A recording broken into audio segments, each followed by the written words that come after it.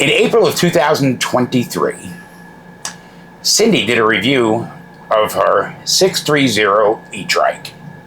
And today I'm going to give you a review of it. The good, the bad, the ugly, and why I got it in the first place. This week we got rid of it at a loss. Like a $2,000 loss. Now, when she did the review, she'd owned it for a year and a half. About a year and a half, yeah. So, 5 years later, it ain't outside no more.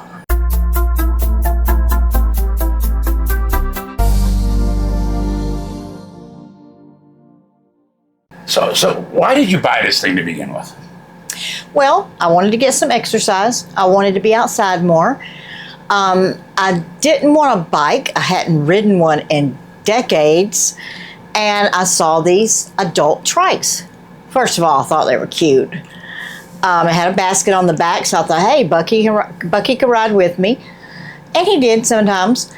And I just felt like I wanted a different activity besides walking and hiking that we were already doing, that I could go out, get some fresh air, and enjoy the outdoors. And you saw that woman in Las Cruces that had one. Yeah. And so Cindy started looking online. I hardly ever buy anything that costs any money without a lot of research. And I did a lot of research. And at that time, adult trikes were fairly new. E-Trikes were really new. And always when something's new on the market, electronic, it's very expensive. But I was trying not to look at cost. I was trying to look at quality and what did I actually want? What features did I actually want? And did a lot of research. This company was highly recommended, had good reviews. I went to some Facebook groups of people who had the trike and had different other kinds of trikes to try and kind of compare what actual users' experiences were. And it seemed to be, for the money, the best deal at the time as far as what I wanted. So, as we do, Cindy came to me and said, I think this is the trike I want. $2,200 later,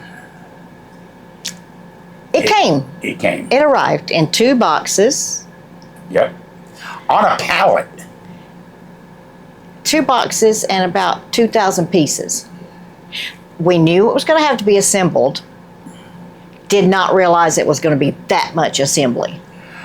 Basically, it was putting this thing together from scratch.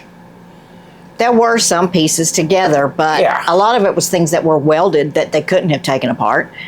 And there was just a lot to it in comparison to your bike, which was basically snip, snip, snap, and it was done. Right. This was hideous. Now, I mean, I bought my bike 2 years later, so we didn't have that to compare to at the time. And then I got to look at the instructions. Not helpful. And no, the instructions were useless. Actually, it was like pictograms. It wasn't even instructions like this part goes into this part, or real instructions that have words. It was like tube here, with arrows pointing. Yeah. That was pretty much the entirety of the instructions. Yeah. Which, okay, I'm fairly mechanically inclined. So, having worked in manufacturing, you've looked at schematics and things before, so putting it together wasn't that big of a problem for me. One, it ended up being the hottest day of the year in Tucson that year. 2, when I had it all together, I had no idea how to do things like adjust the brakes. Kind of knew how to adjust the seat, but there were intricacies that and there was nothing regarding that. Yeah. So we finally got it together, got it adjusted for my height. First thing I found out was I'm 5'2", And I bought the size that was recommended for a 5'2". But it was very difficult for me to get my foot over the middle bar, which was slanted, but it was hard to get it over there physically and get up on the seat, which was a little higher. I ended up using a step stool. So, okay, I adjusted. Took it out for a ride, had to get adjusted to driving a trike instead of a trike instead of a bike, a very different feeling.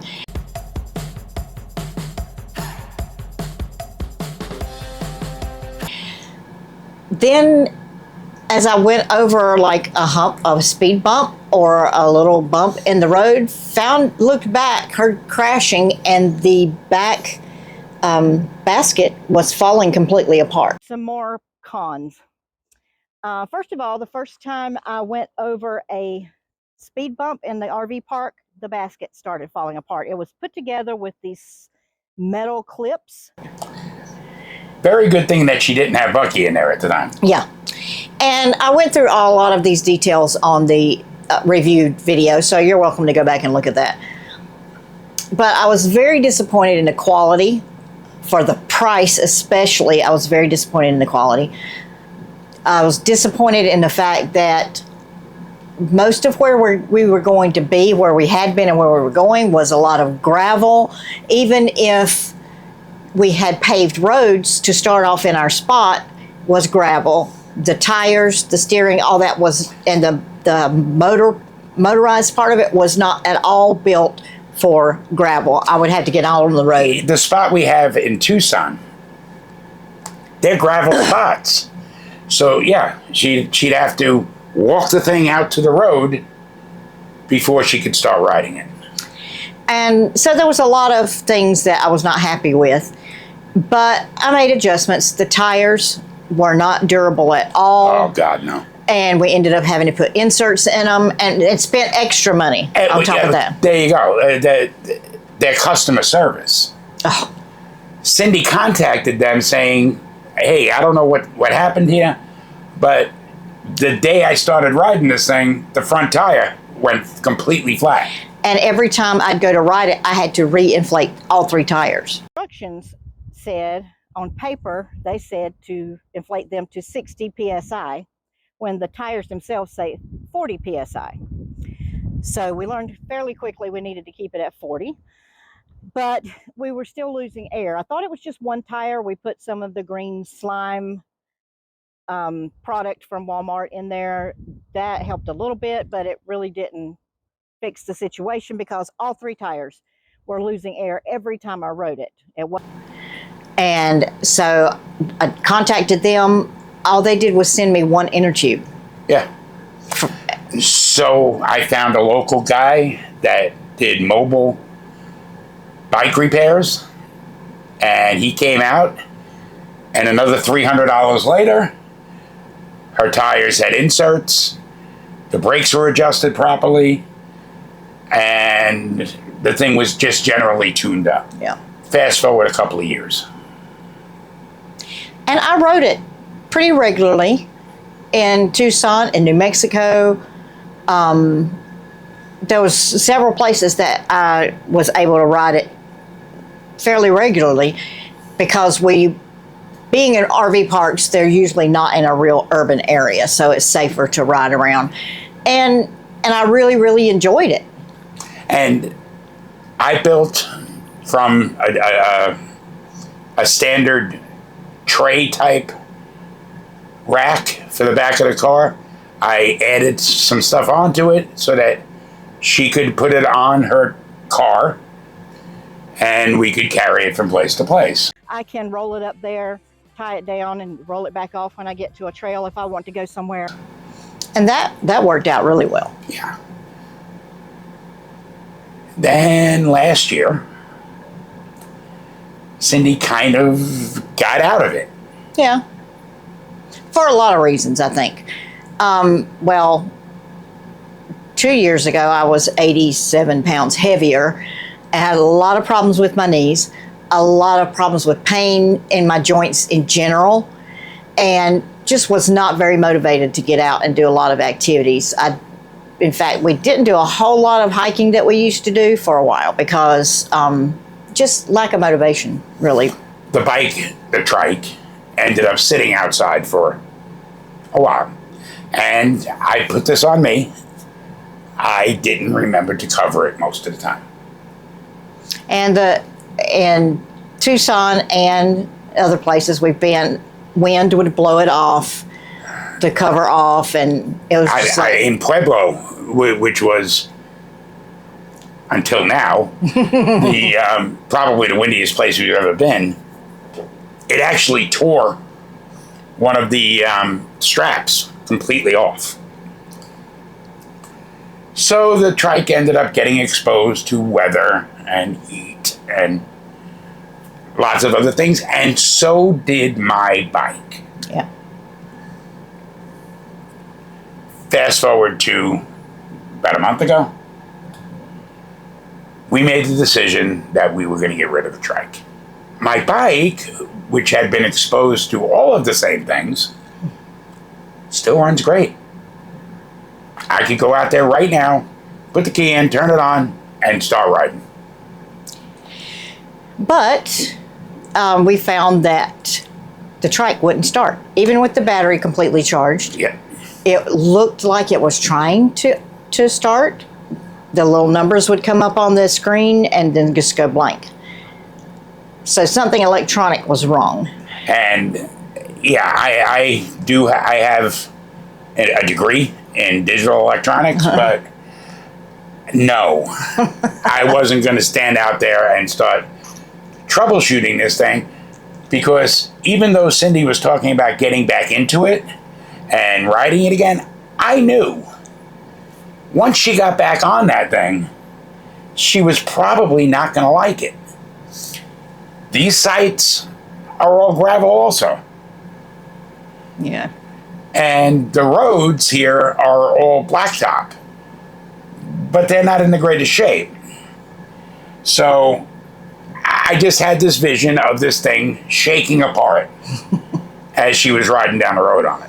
And the fenders are very flimsy. Oh, God. The attachments are very flimsy. The fenders kind of bang up against the tires all the time. It's just a lot going on. And then I inflated the front tire, and I could hear and watch the air coming out of it. Yeah. Which I don't even know how the hell that happened. Yeah.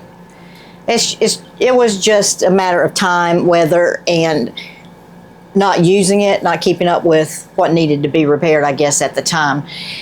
But intentions are one thing and following through is another.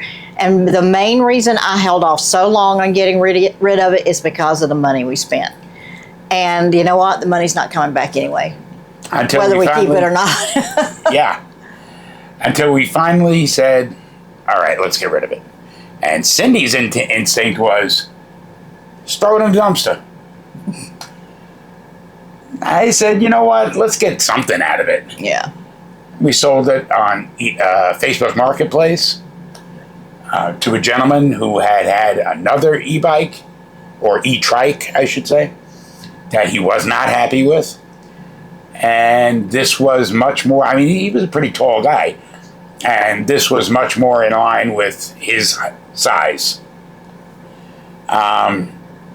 So, $200, he pulled up here, rolled out of here with it.